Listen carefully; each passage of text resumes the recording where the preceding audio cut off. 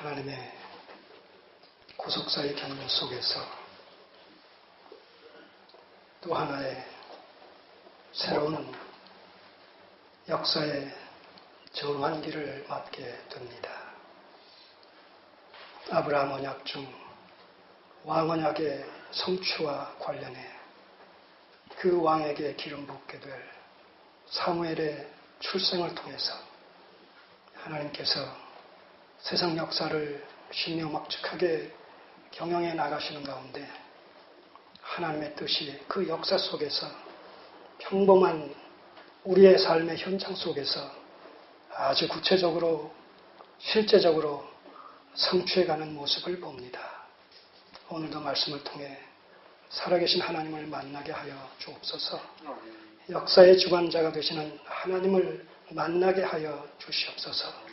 그 하나님께서 오늘도 살아계셔서 그리스도 안에서 택함받은 하나님의 백성들의 현재적 삶을 통해 하나님의 남은 구속사를 경영해 나가시는 놀라우신 하나님의 섭리의 손길을 보게 하여 주시옵소서. 그로 말미암아 우리의 영혼이 소성함을 입게 하시고 우리의 믿음이 새롭게 재정립되어지는 은혜의 시간들이 되게 하옵소서. 예수님의 이름으로 기도드립니다. 아멘. 오늘 본문의 말씀에 근거해서 사무엘의 출생을 섭리하시는 하나님, 사무엘의 출생을 섭리하시는 하나님이라는 제목으로 시간이 된다면 사무엘서 1장 전체를 살펴보도록 하겠고, 시간이 되는 데까지라면 또 거기서 멈추도록 하겠습니다. 말씀드린 대로 이제 우리는 사무엘서를 시작하면서 또 한 단계 하나님의 놀라우신 구속의 경륜이 진전되고 있는 이런 그 모습을 구체적으로 확인하게 될 겁니다. 원래 이 히브리 성경에서는 사무엘상과 하가 하나로 통합되어 있습니다. 이것이 이제 70인경으로 이렇게 번역이 되는 과정 속에서 편의상 사무엘상과 하로 두 권으로 나누어져 있습니다. 자, 그런 의미에서 이 사무엘서 전체는 여러분들이 예상하다시피 하나님의 마음에 합한 왕 다윗으로 말미암아서 다윗을 중심으로 신정 왕국의 이런 그 체제가 성립되는 그런 모습을 우리가 사무엘서에서 발견하게 됩니다. 그리고 그것은 곧 아브라함 언약에 약속되어 있는 자손 언약, 땅 언약, 왕 언약이 이 다윗과 솔로몬 통치하에 왕정 체제 속에서 동시적으로 그리고 총체적으로 성취되어지는 그런 그 의미를 담고 있습니다. 우리가 성경을 보면 하나님께서 살아계셔서 이 세상 역사를 주관하고 계시다는 사실을 생생하게 목격하게 됩니다. 우리에게 믿음을 주셔서 그런 사실을 확인하게 하시고 그런 사실을 우리가 신앙으로 수납할 수 있도록 참 도와주시는 은혜가 얼마나 크고 놀라운지 모르겠습니다. 하나님께서 지으신 피조물로 인간으로 태어나서 그 피조물로서의 삶을 살아가는 이런 일생 동안 우리의 창조주가 되시는 하나님을 어떤 경륜을 통해서 만나게 되고 그 하나님을 아버지라 부르게 되고 그 하나님의 자녀된 이런 신분에서 평생을 살아갈 수 있다는 사실은 행복 중에 행복이 아닐 수가 없습니다. 그 하나님과 동행하는 삶이란 단순히 이 땅에서의 7, 80평생의 삶의 여정에 제한되어 있는 것이 아니라 그 하나님을 이 땅에서 만났다라는 사실로 말미암아 7, 80평생의 그 여정길에서 그 만났다라는 그 하나님과의 관계가 우리로 하여금 영원 무궁토록 하나님 나라에서 그분을 왕으로 모시고 백성된 신분으로 살아갈 수 있는 하나의 첩경이 되어진다는 사실을 생각할 때 오늘 우리의 존재가, 오늘 우리의 정체성이 얼마나 크고도 놀라운 것인지, 가치 있는 것인지, 그 어떤 보물을 주고 바꾸자고 한들 바꿀 수 없는 최고의 보물이요 보화를 가진 자들이 구원받은 그리스도 안에서의 성도들이다라는 사실을 다시 한번 생각하시며, 우리가 비록 현재적으로 가진 것이 없다 손 칠지라도, 조금 궁색하다 할지라도, 그것 때문에 조금 불편하다 손 칠지라도 우리의 미래가 너무나 분명하고 확실하게 보장되어 있다는 사실로 말미암아 현실적으로 주어지는 어려움들을 믿음의 인내를 가지고 넉넉히 감내하시는 우리 성도님들 되시기 바랍니다. 오늘도 우리는 이 사무엘상을 통해서 1장을 통해서 그런 하나님, 역사의 주관자가 되신 하나님, 살아계신 하나님, 우리의 삶을 기뻐하시는 뜻 가운데 인도하시고 주관하셔서 창세전에 그 신적 작전 계획들을 하나하나 틀림없이 때가 될 때에 정확하게 성취해 가시는 그 하나님을 만나게 될 겁니다. 자, 이 사무엘서는 그 앞에 놓여있는 룻기서와 사사기서와 불가분리의 관계성을 맺고 있으면서 또한 연속선상에 놓여 있습니다. 제 말이 무슨 말인지 이해됩니까?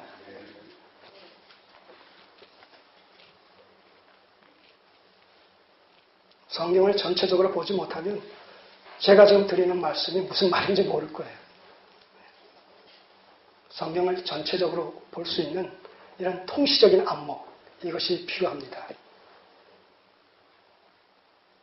코끼리 전체가 어떻게 생겼다는 것을 알아야지, 그 특성을 알아야지 코에 대해서 얘기하고 귀에 대해서 얘기하고 다리에 대해서 얘기할 때 그것이 전체와의 관계성 속에서 어디에 위치해 있고 그것이 어떤 역할과 어떤 기능을 수행하는 것인지를 나름대로 또한 부분적으로 또 이해할 수가 있지 않겠습니까? 예, 전체와 부분과의 관계성 속에서. 이 사무엘서는 사사기에서부터 시작되어지는 당시에 왕이 없음으로 말미암아 이스라엘 백성들이 각자 자기 소견에 옳은 대로 좋을 대로 행동했다라는 바로 이 표현 속에서 사사기 저자는 왕의 필요성을 독자들에게 암시하고 있습니다. 자, 중앙 집권적인 강력한 하나님을 대신하는 이 왕의 통치권이 부재하고 또 그와 유사한 사사들이 다스리던 이 사사시대의 이스라엘 백성들은 유례없는 이런 그 타락과 변질과 또한 영적인 이런 그 안매 속에 빠져버린 사실을 우리가 알고 있지 않습니까? 그런 사실을 대표적으로 하나의 실예로 보여주는 사건이 어떤 사건이에요? 사사기 17장에서 미가의 개인 신상을 만들어서 섬기는 우상 숭배 사건 속에서 이스라엘 백성, 사사시대 이스라엘 백성들의 이 종교적인 이런 그 배도와 배역의 절정을 보게 되는 것이죠. 자, 그런가 하면 19장에서는 기브아에서의 레위인 철을 기브아 이런 그 소위 깡패들이 그 살인을 그들로 말미암아 그 여인이 죽고 그리고 그 남편 레위인이 그 12토막을 내가지고 이스라엘 지파에게 보냄으로 말미암아 이스라엘이 지파 간에 내전이 일어나는 이런 그 비극적인 참상들을 보게 됩니다. 자, 그러한 것들이 바로 사사시대의 이스라엘 백성들의 현실적이고 또한 영적인 그런 그 부패한 현상들을 보여주는 실제적인 사건들입니다. 그래서 사사기에서는 그 17장 1절, 17장 5절, 18장 1절, 19장 1절, 21장 마지막에 바로 지금 말씀드린 대로 왕이 없으므로 이스라엘 백성들이 각자 자기 소견에 옳은 대로 이렇게 행했다. 이러므로 말미암아서 왕의 필요성이 절실하다라는 것을 이제 간접적으로 증시하게 되는 거죠. 그리고 룻기서로 넘어오면서 바로 뭐예요? 그 왕이 누구다? 그 왕이 다윗이다. 라는 사실을 엘리멜렉의 엘리멜렉이라는 한 가정의 몰락과 또 그 가정을 고엘 제도와 기업 모르는 제도와 수헌법이라는 이런 율법의 교례를 통해서 다시 회복시켜 주시는 것을 통해서 메시아의 계보가 이제 계속 이어지는 가운데 다윗에까지 이르게 되는 그런 족보를 룻기서 4장 마지막에 배열함으로 말미암아서 사사기서에서 제기되어진 그 필요성이 강력히 그 요구된 그런 이스라엘의 왕이 바로 룻기서를 통해서 다윗이다라고 이제 독자들에게 또한 암시를 하는 겁니다. 그러면 이제 사무엘서에서는 무슨 얘기가 나와야 되겠어요? 그 왕이 이제 구체적으로 이스라엘 백성들 가운데 이제 드러나서 옹립이 되어지는 그리고 그로 말미암아 이스라엘이 명실상부한 신정적 왕국 체제로 나아가게 되는 명실상부한 하나님의 나라의 정체성을 띠게 되는 것으로 그렇게 일단 되어지는 정리가 되어지는 그런 목표를 향해서 지금 이 사무엘서가 지금 소개가 되고 있는 겁니다. 그런데 오늘 본문을 읽어보면 룻기서에서 얘기하고 있는 다윗 왕과는 전혀 무관한 이 사무엘의 아비 엘가나의 이런 그 족보가 소개되고 있단 말입니다. 족보가. 왜 이 다윗 왕을 옹립하기 이전에 이 사무엘 이 선지자와 관련되어진 이런 내용들이 그의 출생 배경이 소개되고 있느냐라고 했을 때 잘 보세요. 아브라함 언약 중에 자손 언약을 성취시키는 과정 속에서 하나님은 누구를 리더로 삼으셨습니까? 아브라함 언약 중에 자손 언약의 성취, 출애굽 사건을 주도해 가시는 과정 속에서 누구를 리더로 삼으셨어요? 모세 아닙니까? 자, 그래서 그 모세를 통해서 출애굽 사건을 완성시키고 가나안 요단강 동편 모압 지역까지 모세 인도하에 이스라엘 백성들이 도착을 했습니다. 그리고 거기서 이제 리더 간의 바톤 터치가 이루어집니다. 다시 말해서 가나안 정복 사건과 관련해서는 하나님은 누구를 리더로 세우십니까? 여호수아를 리더로 세우십니다. 모세는 거기까지예요. 그리고 여호수아에 의해서 가나안 정복이 시도되어지고 실제 회복은 안 됐지만 그러나 일부 도면상으로 분배를 해주는 것을 통해서 여호수아 기자는 하나님의 약속하신 모든 신실한 이런 언약들이 다 성취가 됐다라고 선언을 합니다. 자, 이런 여호수아서의 저자의 선언은 하나님의 언약은 때가 되면 반드시 성취될 것이라는 그런 사실과 그런 전제 속에서 그런 선언을 할 수 있는 겁니다. 그렇지 않겠습니까? 네. 자, 그러면서 이제 세 번째, 왕언약의 성취와 관련해서 하나님께서는 그 왕을 기름 붓게 될 그 모세와 여호수아와 같은 역할을 수행해야 될 바로 선지자 사무엘을 지금 일으키시는 거예요. 그런 맥락 속에서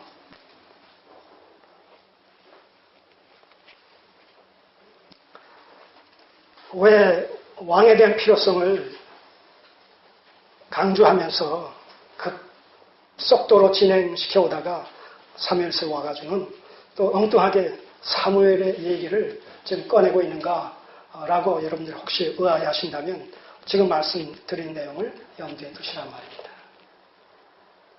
얼마나 성경이 주도 면밀하게 기록되어 있고 편집되어 있는지. 그래서 우리 성경은 하나의 통짜로 이해를 해야 되지 66권을 각자 나누어서 개별적인 이런 책으로 읽게 되면 연결고리를 잃게 됨으로 말미암아 하나님의 심정으로 해석을 못하고 자의적인 해석과 편의적인 적용으로 빠지게 된단 말이죠. 그래서 코끼리 다리는 통나무 같다. 이렇게 전체 속에서 부분을 얘기하면서 어떠하다 이렇게 얘기했는데 소경은 뭐라고 얘기했다고요? 코끼리는 통나무 같다. 이렇게. 왜? 전체를 못 보니까. 성경도 그렇게 소경식으로 보게 되면 하나님의 뜻과는 같은 것 같은데 틀리게 된단 말입니다. 코끼리 다리는 통나무 같다와 코끼리는 통나무 같다와 어린애들이 이 말 들으면 그 말이 그 말인 것 같을 거야 아마. 그래서 같은 성경을 갖고 있어도 어떻게 해석하느냐에 따라서 신적인 해석이 나오고 인간적인 해석이 나올 수 있다는 거예요.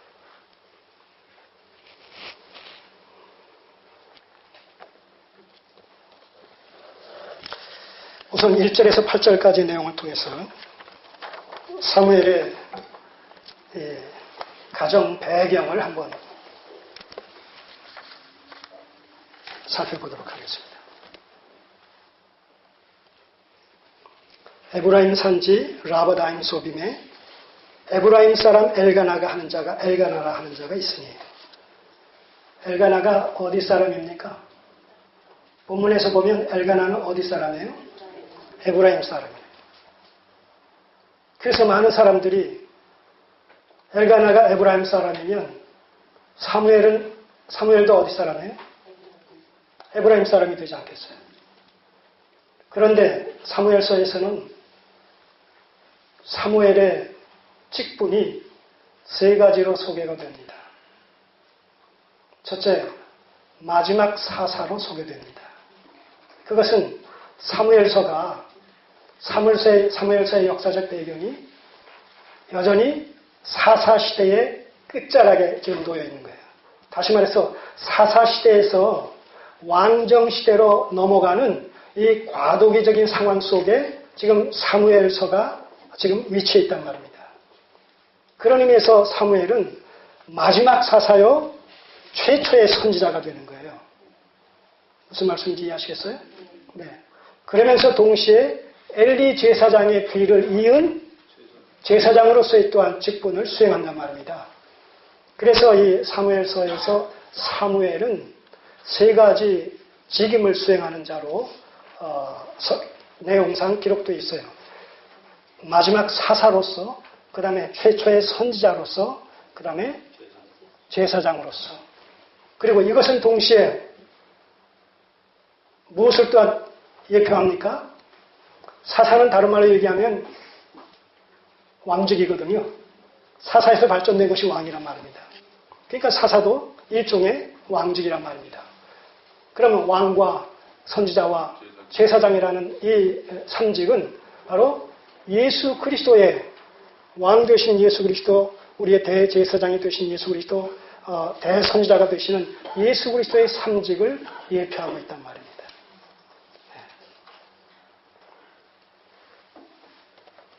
자, 그렇다면 제사장은 어느 지파 사람만 가능해요? 레위 지파 사람들만. 그들에게는 땅을 분배해주지 않은 대신 여호와가 그의 분깃이다 이러면서 그들로 하여금 성전과 관련되어진 이런 그 임무를 수행하게 했으며, 그들이 거처할 곳은 나머지 11지파가 차지하고 있는 땅의 일부를 갖다가 레위 지파가 거처할 수 있는 그런 땅으로 주었기 때문에 11지파 땅에 흩어져서 살 수밖에 없는 그런 상황이 지금 레위 지파의 입장이야 처지란 말입니다. 그러나 어쨌든 지금 이 사무엘이 선지자로서의 또한 역할을 수행한다라고 했을 때에 여기서 자기 아비 엘가나가 에브라임 사람으로 소개하고 있다라는 사실과 비교해 봤을 때 뭔가 여기 오해가 있다라는 사실을 알 수가 있지 않습니까? 결국 많은 사람들이 이 부분을 질문을 해옵니다. 작년인가요? 우리가 이 사경회 할 때도 어느 그 여 목사님이 참석했다가 이걸 저한테 질문을 해가지고 저도 연구를 하고 다음 일주일 후에 알려주겠다고 얘기를 했던 그런 기억이 나는데 마침 오늘 또 이 사무엘서를 같이 공부를 하게 됐습니다. 자, 이 같은 내용이 이 족보가 실려져 있는 역대기서를 한번 보시죠. 역대상 6장을 한번 보시면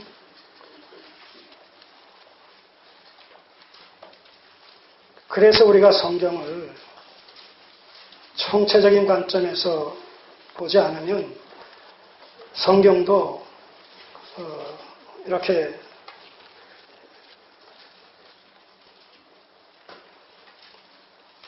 잘못이 있다라고 얘기를 하게 된단 말입니다.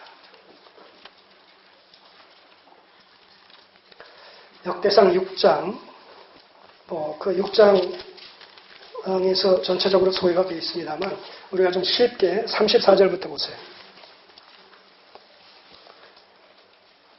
이게 다 이제 역대상에 이게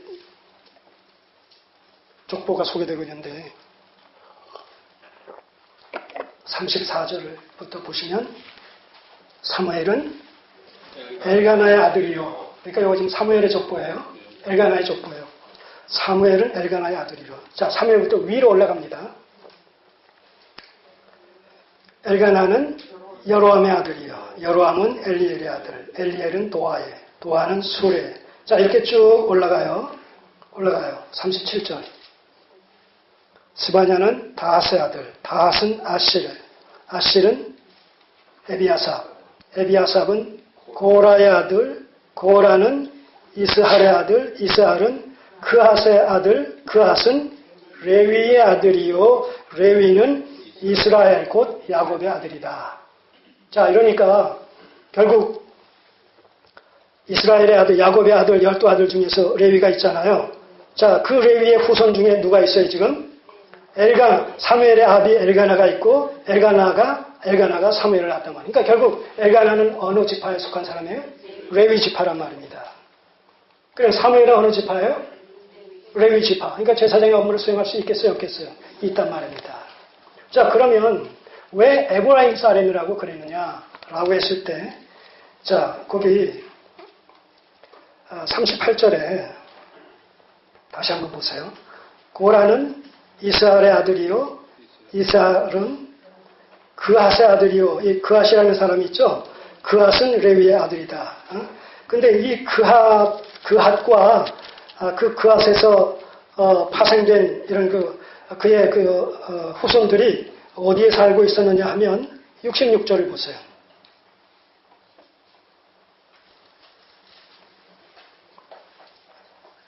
그핫 자손의 몇 족속은 에브라임 지파 중에서 성을 얻어 영지를 삼았으며. 자, 이런 말 있잖아요. 자, 그러니까 바로 이렇게 해서 그핫의 이런 후손들 중에 일부가 에브라임 산지에 흩어져, 에브라임 산지에서 말하자면 그 일부를 얻어가지고 거기 살았단 말입니다. 11지파에 흩어져서 살게 돼 있는데 바로 이 그핫의 후손들의 일부가 에브라임 산지에서 땅을 얻어서 거기에 기거했다는 거예요. 자, 그러니까 에브라임 사람이다. 에브라임 사람 엘가나는 에브라임 지파 사람 엘가나라는 얘기가 아니라 레위 지파의 후손들인데 그들이 사는 곳이 에브라임이었기 때문에 에브라임 사람 엘가나라고 여기서 지금 그 명칭을 그렇게 부르고 있다라는 얘기입니다. 이해하시겠어요? 예.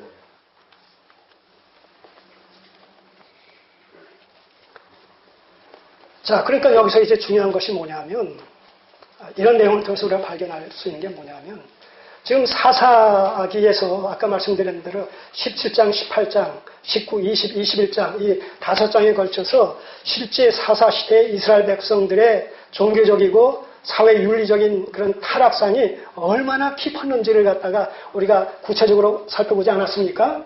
그랬을 때 그 미가의 개인 우상 숭배 사건과 이 기부와 살인 사건과 살해 사건과 관련해 가지고 거기서 등장하는 주요 인물들의 그 정체가 누구예요?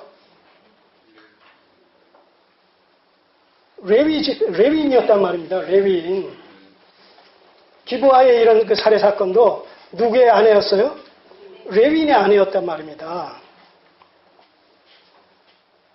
그것도 자기가 거쳐야 될 곳에 있지 않고 이리저리 방황을 하는, 왜냐하면 한 지역에 그 규례대로 한 지역에서 그 규례를 쫓아서 주어진 그 지역에서 살 수 없을 정도로 모든 이런 그 상황이 바뀌어져 버림으로 말미암아 레위인들이 이곳저곳 방랑 생활을 할 수밖에 없는 그런 상황 속에서 온갖 이 부조리가 지금 파생되고 있는 것을 보게 되는 것이죠.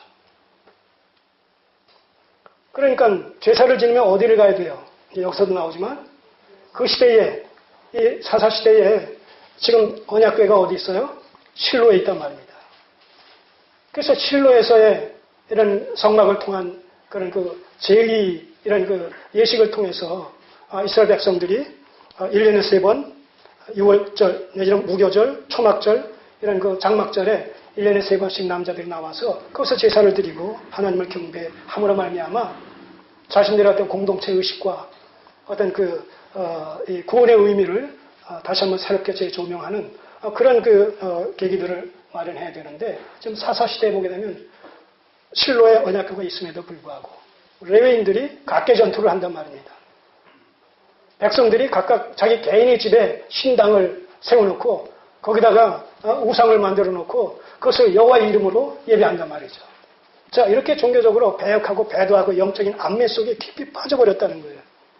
그런데 지금 사무엘상에서 소개하고 있는 엘가나는 지금 어느 집파 사람이에요?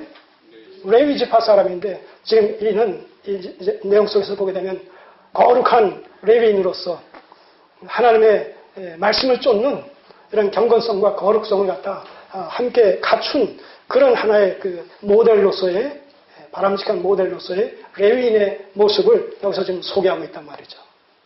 이것은 무엇을 의미합니까?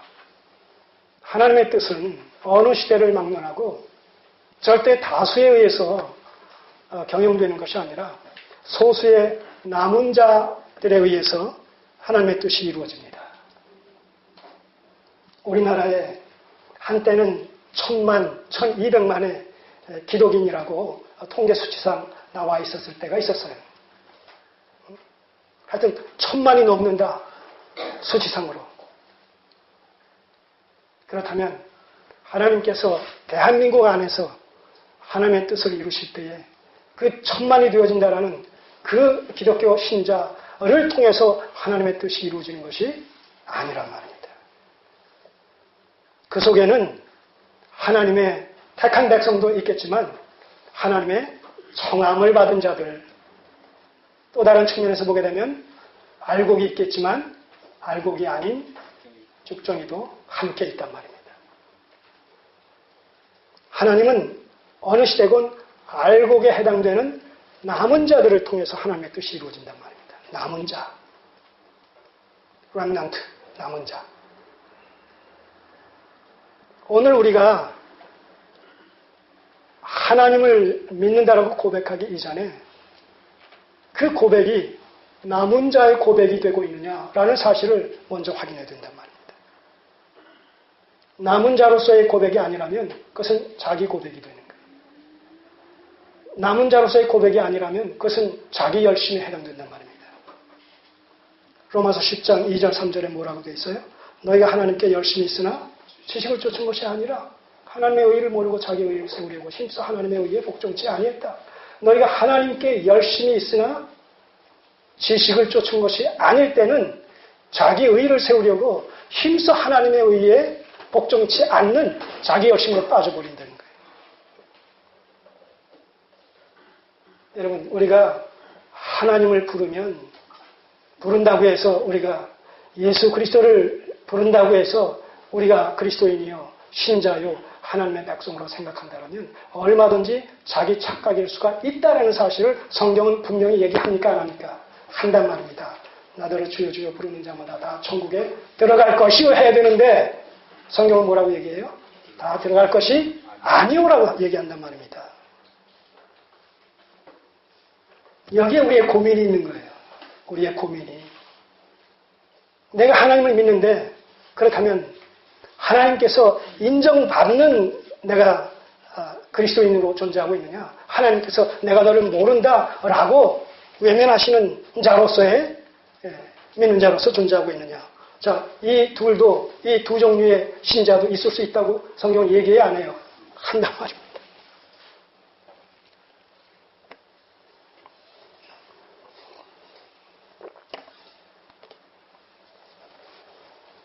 그래서 성경을 통해서 하나님을 바르게 알고 그 하나님께서 원하시는 대로 믿음으로 말미암아 하나님께서 나를 알고 내가 또 하나님을 바르게 아는 이런 쌍방간의 관계가 정립되어져야 된단 말입니다. 나는 주여 주여 주여 주여 내가 주님의 이름으로 선지자 노를 귀신 쫓아내고 많은 권능을 행치 아니하였나이까 라고 하나님 앞에 기쁨으로 달려가는데 하나님께서 넌 누구냐? 이 불법을 행하는 자들아 내가 너를 도무지 못하니 내게서 떠나가라. 이렇게 말씀하실 수 있다는 거예요. 있다는 거예요. 아직도 주님이 오시지 않았으니까 내가 혹여라도 잘못 믿고 있으면 돌이킬 수 있는 기회가 있어요? 없어요? 있단 말입니다. 그런데 그 기회 다 우리가 놓치고 이제 주께서 오셔서 그 백보자의 심판대 앞에 섰을 때 그때 너는 아니다 라고 얘기한다면 그때 구제받을 길이 있어요? 없어요? 없단 말입니다. 그때는. 그래서 지금이 구원받을 만한 때요. 은혜의 때라고 성경은 강조합니다. 아직 주님이 오시지 않고 있는 이런 현실 속에서 우리 자신을 성경을 통해서 바르게 검증을 하고 진단을 해서 내가 지금 갖고 있는, 내가 소유하고 있고 내가 나아가고 있는 이런 신앙의 여정이 또 신앙의 정체성이 성경적으로 옳은 것인지 또 바른 길로 가고 있는지 이것을 우리가 다시 한번 정리할 필요가 있는 것이죠. 남은 자의 심정을 가져야 된다. 바로 이 엘가나는 그 많은 변질된 타락한 육신의 정욕을 쫓아 자기 좋을 대로 떠나갔던 그 수많은 레위인들 중에 참 남은 자의 심정을 가진 레위인이 아니었나 이렇게 생각해 본단 말입니다. 그 남은 자들의 특징이 뭡니까? 말씀에 죽고 말씀에 사는 거예요. 다른 거 없어요.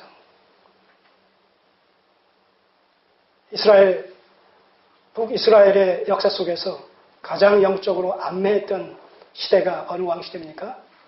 아합 왕시대입니다. 이세벨이라는 이방 여인을 아내로 맞아들임으로 말미암아 아합 왕시대에 온 이스라엘이 다 우상 숭배에 화되어지는 이런 끔찍한 지경에 이르렀던 사실을 우리가 성경을 통해서 알 수 있습니다. 그때 어느 선지자가 등장합니까? 그때 엘리야가 등장합니다. 그들과 맞서 싸웁니다. 역부족입니다. 그래서 하나님 앞에 한탄합니다. 이 시대에 하나님의 선지자들은 다 이제 어디로 갔는지 찾을 길이 없고 나만 나이다 라고 했을 때 열왕기상 19장에서 하나님께서 뭐라고 말씀하십니까? 바알에게 무릎 꿇지 않고 입 맞추지 않은 7천의 남은 자가 있다. 7천의 남은 자가 있다. 우리는 몰라도 하나님께서 보존해 두시는 그 시대의 남은 자들이 있다는 거예요. 여러분 거기에 우리가 속해야지 제도권 안에 속해 있는 것으로 말미암아서 나는 하나님의 남은 자다. 하나님의 백성이다. 구원은 따른 당상이다. 그렇게 얘기한다면 자칫 착각과 오해일 수가 있다는 거예요. 어느 시대건 그 시대에 남은 자인 우리에 속해 있어야 돼요. 로마서 11장을 한번 보겠어요? 사무엘상에 손을 넣으시고 로마서 11장.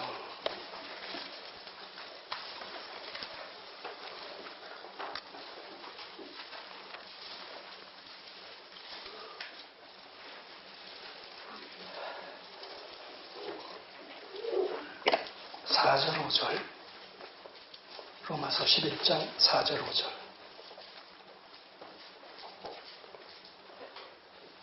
내가 나를 위하여 바알에게 무릎을 꿇지 아니한 사람 7천을 남겨두었다 하셨으니, 자, 요게 지금 말씀드린 아합 왕시대의 사건을 얘기하는 거예요. 하셨으니 그런즉 이와 같이 이제도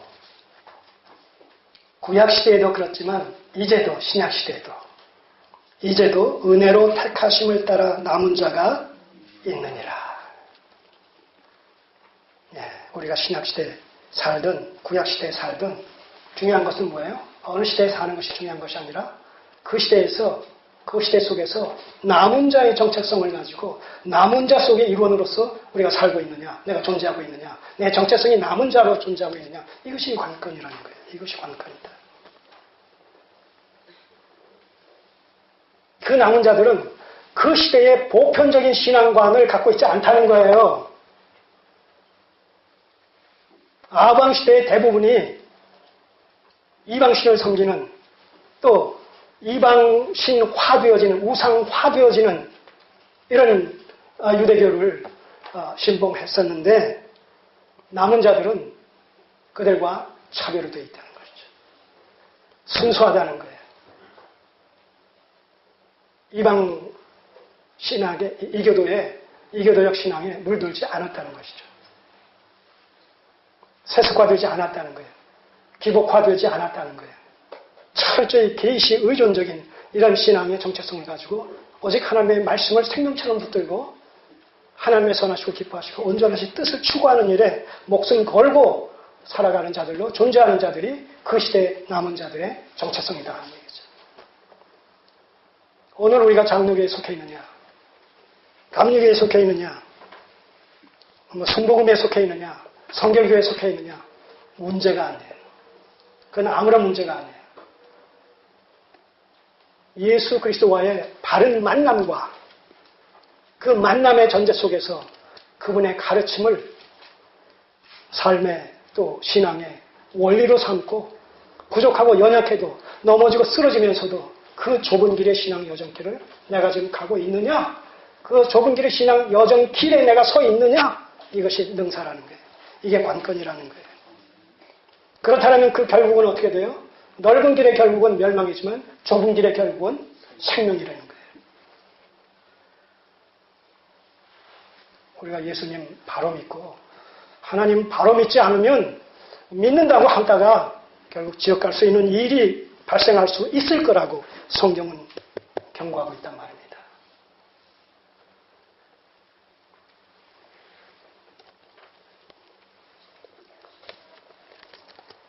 다시 사무엘상으로 넘어갔어요.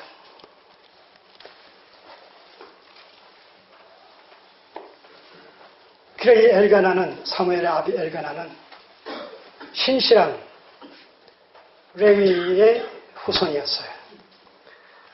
그러나 그도 온전하지 못한 것은 그도 두 아내를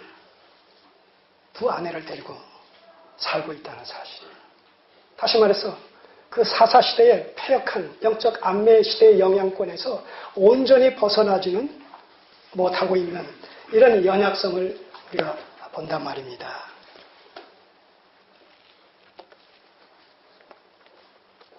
네, 하나님의 뜻을 이루시는 일에 귀하게 사용되어진 이런 하나님의 백성들의 삶의 현장 속에 그런 양면성이 다 있죠.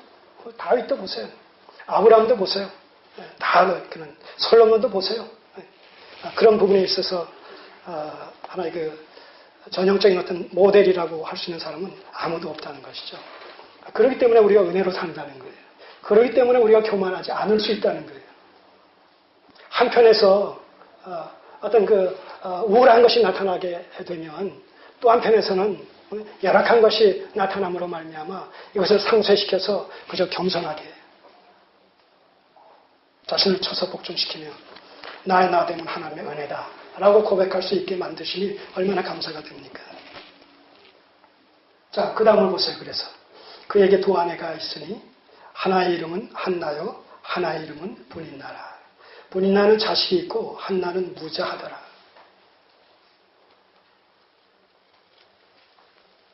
자, 여기서 성경의 어른 누구를 한번 떠올리게 되지 않아요? 잘 맞추셨어요. 아브라함과 그의 두 아내 사라와 하갈.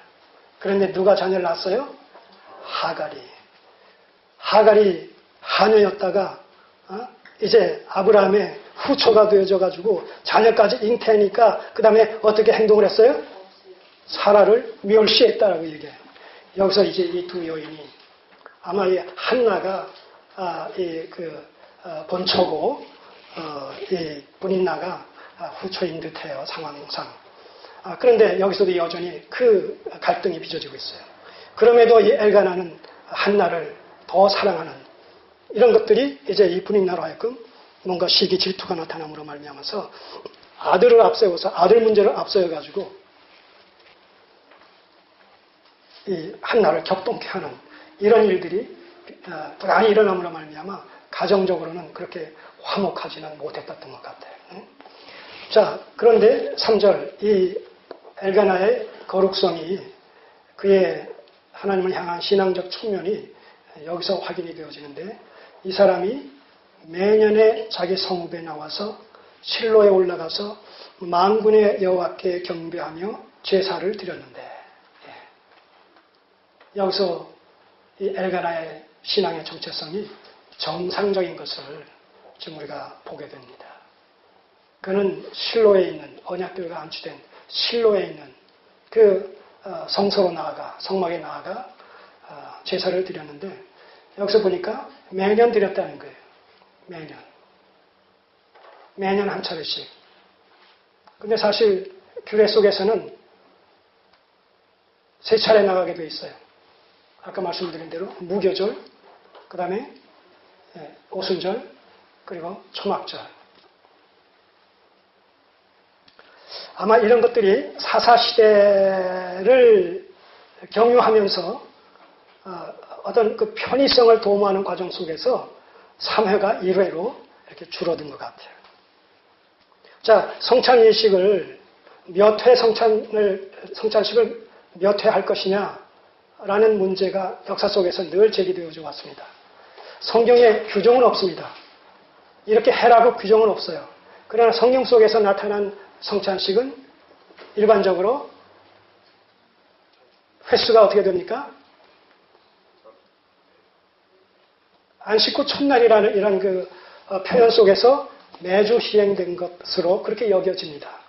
그러나 교회 역사 속에서는 다양하게 그 횟수가 조정이 되어져서 그 일관성 있게 진행되지는 않죠. 칼빈 같은 사람은 한 달에 2번 정도를 원했지만 그 시대 속에서 또 한 달에 한 번 해왔던 그런 그 풍습을 꺾지 못함으로 말미암아 같이 또 참여할 수밖에 없었던. 그러니까 그런 것들이 이제 현대교회 와서는 어떻게 돼요? 1년에 소위 말하는 이런 그 부활절과 또 성탄절, 하여튼 이렇게 1년에 한 2차례, 3차례 이렇게 변형이 되고 있습니다. 저희 교회에서는 그 모든 것들을 잘 수렴해가지고 이제 편의상 한 달에 한 번, 매주 첫 주에 한 번을 하고 있는데 할 수만 있으면 우리가 교회적인 합의에 의해서 횟수를 자꾸 우리가 증가시키는 것이 더 바람직하지 않겠는가라는 생각을 해봅니다. 근데 그것이 자주 시행되어진다라고 했을 때 맹점이 또 뭐냐? 우리의 죄성으로 말미암는 연약성 때문에 아무리 소중하고 아무리 귀하고 아무리 의미 있고 아무리 가치 있는 것이라 할지라도 반복되어지면 어떻게 됩니까? 그 의미가 완감이 되어지고 습관화, 타성화, 기계화되어지는 위험성이 상존한단 말입니다. 당신 아니면 못 살겠어.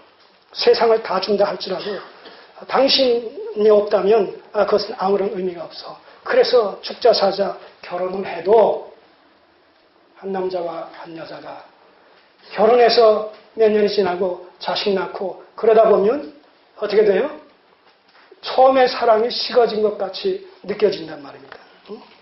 그래서 어느 날 조용히 있을 때 당신 아직도 결혼하기 전에 연애 시절에 나를 사랑하는 그런 사랑 지금도 있어? 묻기도 한단 말입니다. 당신 아직도 나 사랑해? 그러면 그럼 사랑하지. 또 이렇게 퉁명스럽게 또 남자는 대답하는 것이 이제 기혼자들의 어떤 모습들이란 말입니다. 사실 그렇다고 해서 그 사랑이 식어진 것이나 그 사랑이 사라진 것이 아님에도 불구하고 그렇게 느껴지고 그렇게 보여지고 또 경우에 따라서는 그렇게 식어져 버린 것도 식어질 수도 있단 말입니다. 그럴 위험성이 있기 때문에 우리가 이 횟수 문제도 자주 하는 것만이 능사만은 아니다. 성경이 주 1회라고 딱 못 박아서 우리에게 요구하고 있는 것이 아닌 이상 그래서 우리가 어떤 교회적인 합의가 필요하다는 것이죠. 자, 어쨌든 우리에게 그런 연약성이 있단 말입니다. 그래서 매년 이 세 차례에 걸쳐서 그 성막에 나아가서 제사를 드리고 하나님을 경배해야 될 텐데 어쨌든 그 시대적 상황 속에서는 1년에 한 번으로 이렇게 지금 변화가 찾아온 것 같아요.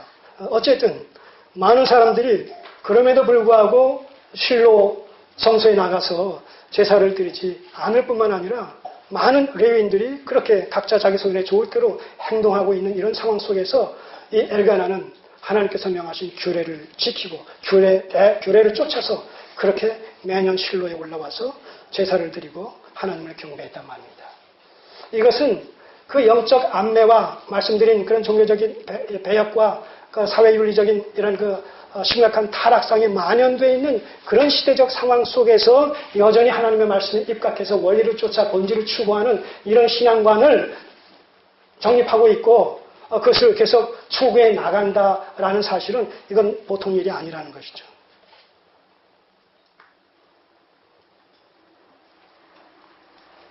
가면 갈수록 인본주의가 팽배되어지는 시대적 상황 속에서 신본주의 신앙은 약화될 수밖에 없고 그 하나님을 믿는 신앙은 목적지향적인 신앙이 아니라 방편적인 신앙으로 전락되어질 수밖에 없는 이런 시대적 상황과 풍토 속에서 아까 말씀드린 대로 남은 자의 심정을 가지고 하나님의 말씀을 생명으로 붙들고 원리로 삼아서 양보 없이 그 말씀을 쫓는 본질을 추구하는 이런 신앙관 그리고 그러한 교회를 이루어 나간다는 것은 많은 사람들에게 환영을 받겠어요? 아니면 오히려 손가락질을 받고 아니면 지탄의 대상이 되어질 수도 있을까요? 전자의 후자예요. 후자의 위험성이 점점 증대되어지는 이런 시대적 상황 속에 우리가 지금 살아가고 있다는 거예요. 그렇기 때문에 사사시대의 이런 그 엘가나의 신앙이라는 것은 정말 돋보이는 신앙이 아닐 수가 없는 거예요. 이런 것을 보면서 오늘 우리가 지금 말씀드린 대로 인본주의의 팽배 속에서 신본주의 신앙이 유명무실하게 되어지는 시대적 상황 속에서 우리가 어떻게 신본주의 사상을 계속 고수해 나갈 것인가 이런 말씀을 통해서 우리가 다시 한번 힘을 얻고 무슨 어떤 위압이 주어진다손 칠지라도 손해와 어떤 회방이 우리에게 불이익이 주어진다손 칠지라도 하나님을 향한 일편단심의 믿음을 끝까지 포기하지 않고 굴하지 않고 지켜나가리라. 자, 이런 결심과 결단이 필요한 겁니다.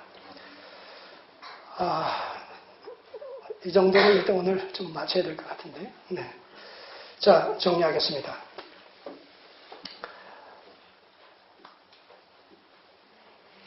영적으로 안매하면 안매할수록 밤이 깊어서 천지가 암흑 속에 깊이 빠지면 빠질수록 조그마한 불씨도 아주 밝게 눈에 띄게 드러나 보이게 마련입니다. 자, 그런 의미에서 우리가 사사시대 속에서 이러한 그 엘가나의 신앙이 상대적으로 돋보이는 것을 보게 됩니다. 하나님께서는 그런 사사시대 같은 패역한 시대적 상황 속에서도 결코 하나님의 뜻을, 하나님의 언약을 포기하거나 중단하지 않으시고 하나님의 기뻐하시는 뜻을 쫓아 하나님께서 택하신 자를 세우셔서 그 남은 자를 세우셔서 하나님의 뜻을 여전히 성취시켜 나가시는 모습을 우리가 본단 말입니다. 때문에 우리는 여기서 엘가나를 보는 것이 아니라 엘가나를 보존하셔서 그 엘가나의 가정을 통해서 사무엘을 출생시키고 그 사무엘을 통해서 계속해서 하나님의 언약을 성취시켜 나가시는 언약에 신실하신 하나님을 만나야 되고 그 하나님을 봐야 된단 말입니다. 그 하나님께서 오늘도 살아계셔서 이 역사 속에서 역사를 방편삼아 이 현대를 살아가는 우리 21세기의 그리스도인들을 여러분과 저를 하나의 도구 삼으셔서 여기서 그랬듯이 하나님의 남은 구속사를 또 성취시켜 나가고 계시다라는 사실에 우리가 접촉이 되어야 된단 말입니다. 그런 의식을 가지고, 그런 확신을 가지시고, 우리의 정체성이 얼마나 크고도 놀라운 것인지, 하나님의 뜻을 이루시는 일에 우리의 존재 가치가 얼마나 참 무한한 그 가치가 있는 자들인지, 하나님께서 그러기 때문에 뭐라고 말씀하십니까?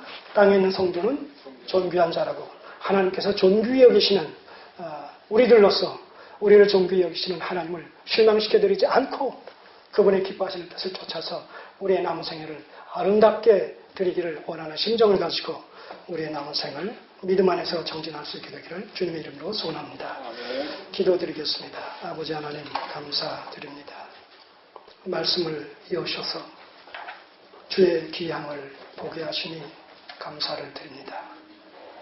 오늘도 엘가나를 그 시대적 상황 속에서 보존하시고 그의 가정을 통해서 하나님의 뜻을 이루시는 하나님의 살아계심과 그 능력과 언약의 신실하심을 맛보게 하시는 것 감사드립니다. 우리의 삶이 그렇게 주의 장중에 붙들림과 되어져서 기뻐하시는 뜻 가운데 선용되게 하여 주시옵소서.